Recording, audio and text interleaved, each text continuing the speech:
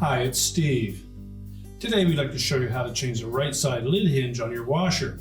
It's a really easy repair. Let me show you how we do it.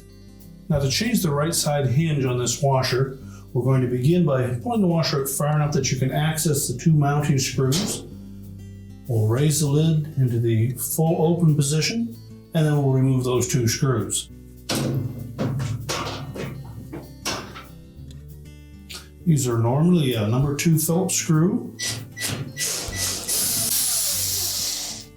Now, with the screws removed, we're then simply going to pull that hinge away from the channel on the inside of that lid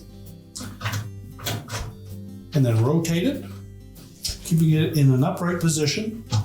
You're just going to rotate it away from the bushing. There's a large hook on that hinge. So basically you have to rotate it counterclockwise to pull it out of there. Make sure the insert stays in place. Just carefully lower the lid down.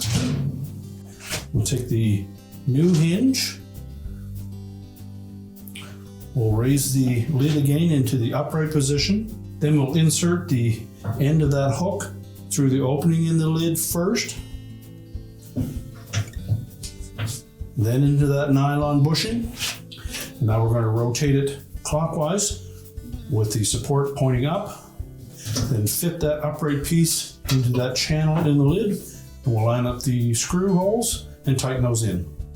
These are machine type screws, so we want to make sure that we have them lined up properly and that they don't go in cross-threaded.